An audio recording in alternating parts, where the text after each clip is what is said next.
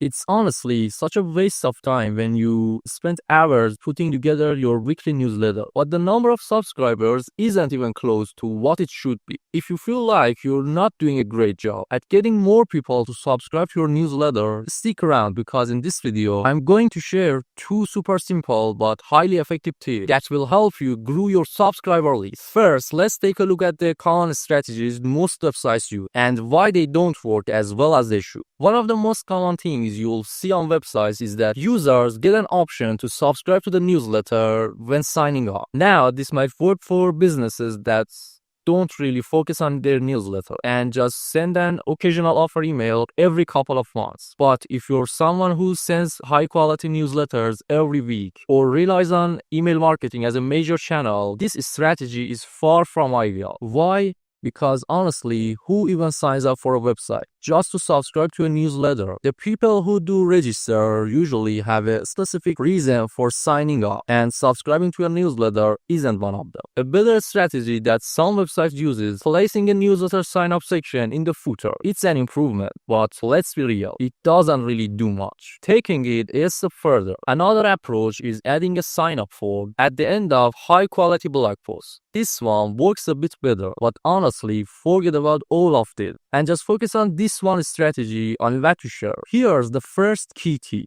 Give people a reason to subscribe. Even when you give users a reason to do something, you still need a bunch of other tactics to actually convince them. So imagine not giving them a reason at all. Of course, they're not going to sign up. You have to make it clear what they'll get in return for subscribing. If you have a strong content team or you're great at writing, offering high quality, valuable content can be a solid reason for people to join your newsletter. That's why most of us subscribe to other newsletters in the first place. But you can make it even better. Tell them that newsletter subscribers get exclusive content, something even better than what's available on your website. Or offer them a discount code, a free resource, or anything else that makes subscribing a no-brainer. The second key tip. Use a notification to show your special offer along with the sign-up form when a visitor lands on your website. For example, here's a notification I created that pops up for visitors when browsing the site. It includes a special offer and a sign-up form, so users can subscribe instantly. These notifications make sure your message actually gets sent. You're not relying on users scrolling all the way down to the end of a blog post to find your sign-up form. It appears wherever they are on the page. It's like a pop-up, but without being intrusive or disrupting their experience. The Notifal plugin helps you create and display these notifications for your website visitor. It also gives you advanced analytics, so you can track close rates, click rates, how many people saw the notification, and pretty much everything else you need to optimize and improve your results. And it doesn't stop there. You can create all kinds of these notifications with this plugin. Here's another example we made for user signups, which is a great way to turn visitors into registered users. Now, to set up this notification, if you haven't installed the Notifal plugin yet, first head over to your WordPress dashboard. From the left menu, click on Plugins, Add New Plugin. On the page that opens, search for Notifal, install and activate it. Once the plugin is installed and activated, go to Notifal, Notifs from the left menu. Here, you'll see a list of ready-to-use notifications that most users typically go with. But for this specific notification, we need to create a new one from scratch. Click on Add Notif. Now you're in the Notif settings section, and I'll walk you through each part step by step. First, in the general section, you'll find settings for Notif status, Notif name, and target product. Start by disabling the notification so it doesn't show up for user while we are setting it up. Next, choose a name for your notification. This is just for your reference. It won't be visible to visitors. I'll name this one newsletter so I can find it later. For target product, set it to no product since we are not linking it to a specific product. Now let's save the settings, and once page refreshes, we'll move on to the visual section. In the visual section, the first thing you'll see is the template settings. The first few options are Notifal built-in templates, and if you're using Elementor on your website, you'll also see a section called Elementor templates. Since we are going to build our own template in Elementor, click on Add New Template. On this page, you can design your custom template in Elementor. Once you're done, make sure to hit Publish.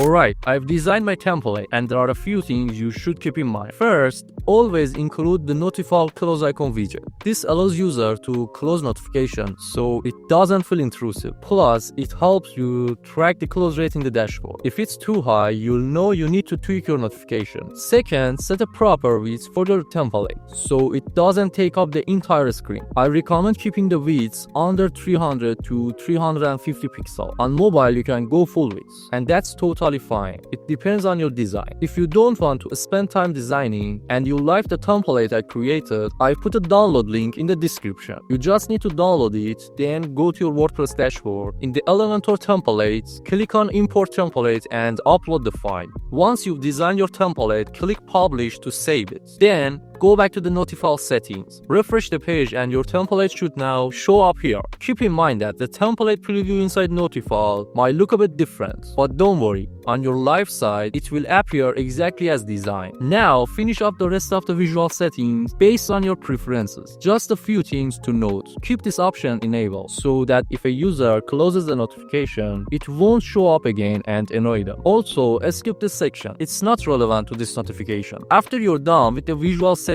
move on to the source section and turn both options off. Finally, in display conditions, define where you want this notification will appear and where you don't want it to show up. Once everything is set, go back to the general section. Turn the notify status to active and save the settings.